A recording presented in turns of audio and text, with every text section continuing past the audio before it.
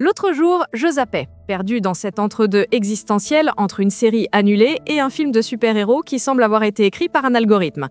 Et je suis retombée sur Warrior. Et là, je me suis souvenu. Je me suis souvenu pourquoi ce film, même s'il ne parle que de grands gaillards qui se mettent sur la gueule, est l'une des choses les plus douloureusement honnêtes que le cinéma ait jamais produites sur ce que c'est que d'être un homme, un fils et un raté. Alors, installez-vous, parce qu'aujourd'hui, on va disséquer ce chef-d'œuvre du désastre familial, aussi connu sous le nom de « Deux frères, un père de merde et un tournoi de MMA ». L'histoire est simple, car toute grande tragédie l'est. D'un côté, il y a Tommy, incarné par un Tom Hardy en mode montagne de muscles grognante. C'est un ex-marine qui renaît de ses cendres, débarquant littéralement sur le pas de la porte de son père, Paddy. Ce dernier, joué par un Nick Nolte qui a l'air d'avoir mariné dans le remords et le whisky, est l'architecte de la ruine de cette famille. Un ancien alcoolique qui se cramponne désormais à la sobriété et au livre audio comme un naufragé à sa planche. Leur relation est un désert affectif. Tommy ne veut pas d'un père, il veut un outil. Il a besoin d'un entraîneur pour canaliser un océan de haine dont personne ne connaît l'origine, et son père, désespéré, accepte de devenir son punching ball émotionnel. À l'autre bout du pays vit Brendan, joué par Joel Edgerton. C'est tout l'inverse, le frère qui est resté, celui qui a essayé de mener une vie normale. Il est devenu prof de physique, a épousé son amour de lycée, a eu des filles. Il est le portrait du rêve américain, sur le point de se faire expulser de chez lui. Son salaire d'enseignant ne paye pas les factures, quelle surprise, hein? Et la seule issue qu'il trouve est de remonter sur le ring. Mais ce n'est pas un retour glorieux. Il se prend des raclées sur des parkings de clubs de striptease pour quelques billets, risquant sa santé et son emploi pour payer son prêt immobilier. C'est un type bien qui se fait broyer par une vie bien rangée. Et là, le scénario, avec une de ces facilités scénaristiques qu'on adore détester, crée le Sparta, un tournoi de MMA qui offrira 5 millions de dollars au vainqueur.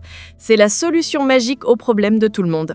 Tommy y entre parce qu'une vidéo de lui démolissant un pro devient virale, le transformant en un monstre mystérieux. Brendan y entre par un coup de chance, remplaçant un combattant blessé et devenant le plus grand outsider de l'histoire. Le plus beau ? Aucun des deux ne sait que l'autre y participe. Ils se dirigent vers le même abattoir, chacun portant sa propre croix, sans savoir que la collision est inévitable. Ce qui suit est un ballet de brutalité et de mélancolie. Tommy avance dans le tournoi comme une force de nature.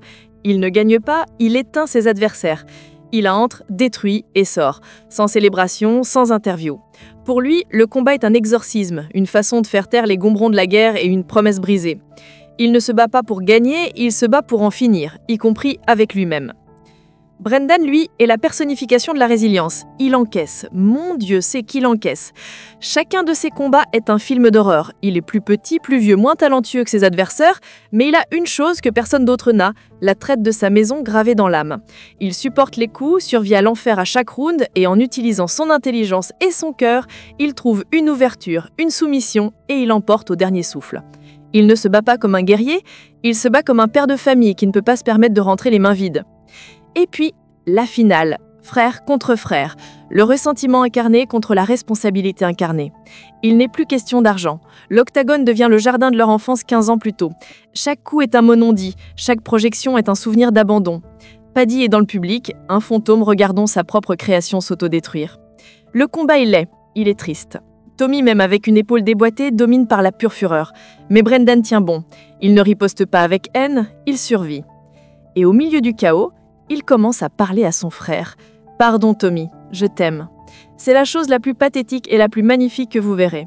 Un homme qui se fait massacrer pour réussir à dire à son frère qu'il l'aime.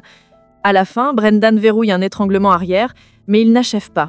Il berce son breu brisé dans ses bras, en pleurant, le suppliant d'abandonner.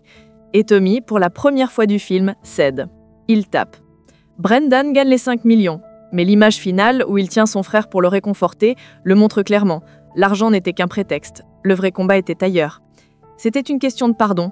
De reconnaître qu'en fin de compte, aussi foutu que votre famille soit, c'est la seule que vous ayez.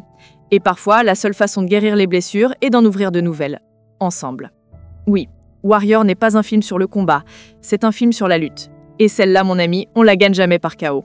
Au mieux, au point.